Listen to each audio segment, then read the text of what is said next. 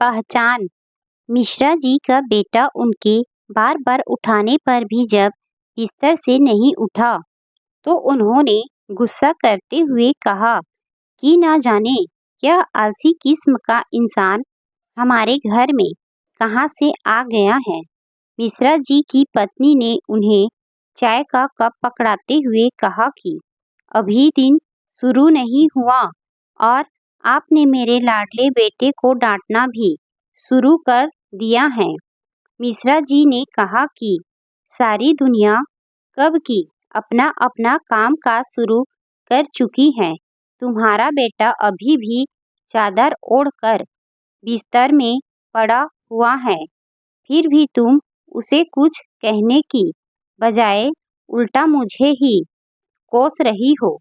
माँ बाप की अच्छी खासी नोक झोंक सुनकर बेटे ने चादर में से मुंह बाहर निकाल कर कहा कि माँ इतना अच्छा सपना देख रहा था, सुबह सुबह आपके शोर ने सारा मजा किरकिरा कर दिया। मिश्रा जी ने कहा कि मेरे प्यारे आलसी बेटे, जरा हमें भी तो बता कि ऐसा कौन सा हसीन सपना देख रहा था जो हमारे बात करने से तेरी नींद में खलल पड़ गया है। बेटे ने थोड़ा सुस्ताते हुए कहा कि आज मैंने सपने में देखा कि मेरा एक पैर जमीन पर और दूसरा पैर आसमान पर है। मिश्रा जी ने कहा, ओ बेवकूफ इंसान, ऐसे सपने मत देखा कर वरना तेरे सारे कच्छे फट जाएंगे। माहौल की संजीदगी को समझते हुए मिश्रा जी का बेटा झट से छलांग लगाकर बिस्तर से उठकर बैठ गया। मिश्रा जी की पत्नी ने अपने बेटे को प्यार से पुचकारते हुए कहा कि बेटा, अब तेरी परीक्षा नजदीक आ गई है, कुछ दिन के लिए यह आलस वगैरह छोड़ दे और मन लगाकर पढ़ाई शुरू कर दे, ताकि तेरे पिता के मन में जो तेरे प्रति आलसी इंसान की पहचान बन चुकी है वह खत्म हो सके। इस बार कॉलेज की पढ़ाई में इतनी मेहनत करना कि परीक्षा में कम से कम 90% नंबर आने चाहिए। मिश्रा जी के बेटे ने कहा, माँ बिल्कुल चिंता मत करो, इस बार 90% नहीं बल्कि मैं 100% नंबर लेकर आऊँगा। मिश्रा जी ने उससे कहा कि क्यों सुबह सुबह हमसे मजाक कर रहा है। बेटे ने मस्खरी हंसते हुए कहा कि मजाक शुरू भी तो आप लोगों ने ही किया था।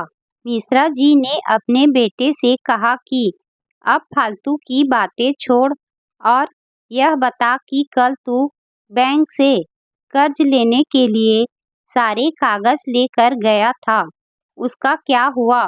बेटे ने कहा कि मैंने मैनेजर साहब से बात की थी कि सर, मैंने सारे कागज पूरे कर दिए हैं, अब जल्दी से हमें कर्ज दिलवा दो। मैनेजर ने फाइल देखकर कहा कि अभी तुम्हारी फाइल में वजन नहीं है। मैंने झट से अपना जूता फाइल के ऊपर रख कर कहा कि अब तो फाइल पर वजन रख दिया, अब तो हमें कर्ज मिल जाएगा ना। बस इसी बात को लेकर वह नाराज हो गए और मुझसे झगड़ा करने लगे। इस वाक्य को सुनने के बाद मिश्रा जी को कहना पड़ा कि मैं जानता हूँ तेरे जैसे अड़ियल टट्टू सिर्फ गरज सकते हैं, बरस नहीं सकते। पास खड़ी मिश्रा जी की पत्नी ने कहा कि आपको जिंदगी का बहुत तजुर्बा है, आप ही बेटे को कोई आसान सा काम शुरू क्यों नहीं करवा देते जिसमें इसे अधिक मेहनत भी ना करनी पड़े, दूसरे लोग खुद अपना काम कर ले और हमारे बेटे को अच्छी कमाई भी हो जाए। मिश्रा जी ने कहा कि फिर तो ऐसे लोगों के लिए एक ही काम है कि इसके लिए सुलभ शौचालय खुलवा देता हूँ। मिश्रा जी की पत्नी ने कहा कि किसी से भी नफरत करना बहुत आसान होता है और प्रेम मुश्किल। हमारे जीवन में सभी चीजें इसी तरह काम करती हैं। सारी अच्छी चीजों को पाना मुश्किल होता है और बुरी चीजें बहुत आसानी से मिल जाती हैं। आप अपना मन मैला मत करो। उम्र के साथ साथ हमारा बेटा भी सब कुछ सीख जाएगा। मिश्रा जी ने बेटे के साथ पत्नी पर भी थोड़ा गुस्सा करते हुए कहा कि यह सब कुछ तुम्हारी उल्टी पट्टियाँ पढ़ाने की वजह से ही हो रहा है। उम्र के साथ बुद्धिमत्ता भी आ जाए यह जरूरी नहीं होता। कई लोगों की उम्र बस अपने आप ऐसे ही गुजर जाती है। वैसे भी आज तक कभी कोई व्यक्ति संयोग से ज्ञानी नहीं बन पाया। मिश्रा जी ने बेटे की ओर देखा तो वह मुंह फुलाकर गुप्पा बना बैठा था। इससे पहले कि मिश्रा जी अपने बेटे को मुंह तोड़ जवाब देते, उनकी पत्नी ने उन्हें बड़े ही सहज स्वभाव से कहा कि क्रोध तो वह हवा है जो हमारी बुद्धि के हर दीप को बुझा देता है।